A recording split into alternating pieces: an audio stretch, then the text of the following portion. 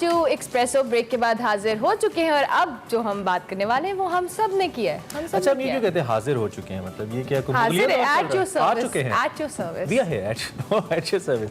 चलें आप फिर इसी खुशी में कोई हाँ जी, मैं नहीं कुछ बता रही। आज वकार अहमद मलिक हमारे साथ मौजूद होंगे। वैसे हम बात करते हैं जब एजुकेशन सिस्टम की और एक अच्छे तालीमी निज़ाम की, तो सबसे बड़ी खूबी ये होती है कि वो ना सिर्फ तालिब इल्म को एक एजुकेटेड करता है बल्कि माहौल से भी मुताबिकत पैदा करने के काबिल बनाता है। तालिब इल्म की किरदार साजी हो, उसके साथ उसकी नज़रियाती या फिक्री या तहजीबी तरबियत हो, ये सब एजुकेशन करती है। लेकिन वो अपनी ज़िंदगी में पेश आने वाली मुश्किलात और मसाइल का तज्जिया करके अपना सही राय कायम कर सके। एजुकेशन सिस्टम का मकसद यही होता है। और ऐसा कुछ पाकिस्तान के निज़ाम तालीम में नहीं होता, क्योंकि यहाँ पे क्या होता है, यहाँ पे क्या होता है, यहाँ पे रट्टा होता है, यहाँ पे मार होती है, वो फिर हम ऐसे से करके याद कर रहे होते हैं। हाथों के निशान जो भी अपनी निशानियां लेके घूम रहे हैं अपने उस्तादों की तरफ से मारे हुए डंडों की होती है। खैर, आज हम रट्टे के हवाले से बात कर रहे हैं। वकार अहमद मलिक साहब हमारे साथ मौजूद हैं। ज्यादा लंबी तमहीद हम बांधेंगे नहीं। वकार भी कैसे हैं?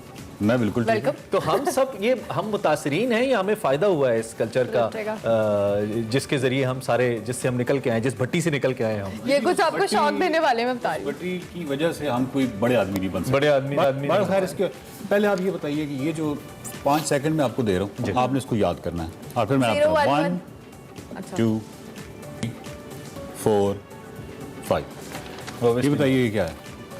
011965662 आगे भूल गई हूँ।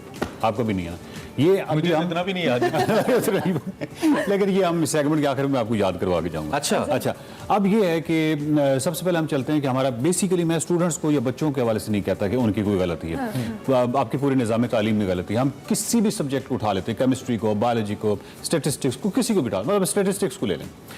आपने मालूम है कि उसमें बहुत ज़्यादा फार्मूलाज होते हैं और वो बच्चे जो हैं वो फार्मूले रट रहे हैं, रट्टी जा रहे हैं, इसके अलावा उनके पास कोई ऑप्शन नहीं है। और वो स्केल के ऊपर छोटा छोटा लिखा हुआ है नकल मारने के लिए, छोटी छोटी पर्चियाँ बनाई हुई हैं। अब क्या करें, 200-300 फार्मूला एग्जैक्टली।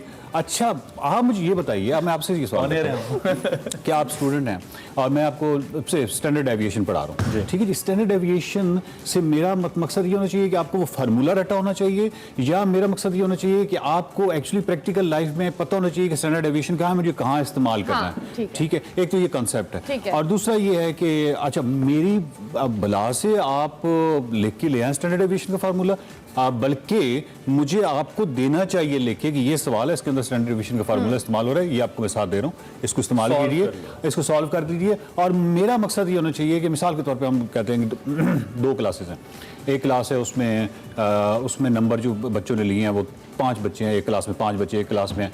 एक क्लास में बच्चों ने नंबर लिए 30, 40, 50, 60, 70। दूसरी क्लास में लिए हैं 48, 49, 50, 51, 52। और मैं अगर आपको एवरेज दे दूं दोनों की, तो आपको पता है 50 एवरेज है, 50 एवरेज है। लेकिन ये 50 एवरेज डिपिक्ट नहीं कर रही एक्चुअली सूरत हाल, क्योंकि एक क्लास में बहुत ही नलायक बच्चा भी है 30 वाला, दूसरा 70 वाला भी है, और एक मीडियाकर वाली क्लास है जो कि 48, 49, 50।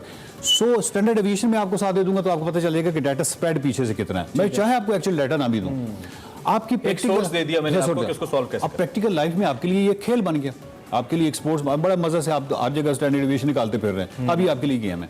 अच्छा, इसी तरह स्टैटिस्टिक्स के हवाले से जितने भी फार्मूलाज अगर कोई बच्चा साथ ले जाता है तो ऐसी कौन सी क़यामत आ गई है जो आप उसको, आपको तो पर्पस आपको देखना चाहिए कंसेप्ट क्या है, उसमें फिर बच्चा रट्टे की तरफ ऑफ कोर्स जाएगा। अच्छा, ये एक और चीज़ ये है कि हमारे यहाँ जो ऑफ कोर्स जो तरीक़ा तालीम है उसमें भी बहुत सारी खामियाँ हैं, टीचर्स के अंदर भी। हमें मालूम है कि 3 टीचर हैं इस वक्त दुनिया में जो बड़े, कि मिसाल के तौर पर हम ले लेते हैं सलमान खान को ले लेते हैं, हम डॉक्टर नजीब को ले लेते हैं, हम एक और कौन से हैं वेंडी रेगिस को ले लेते हैं जो कि बायोलॉजिस्ट हैं।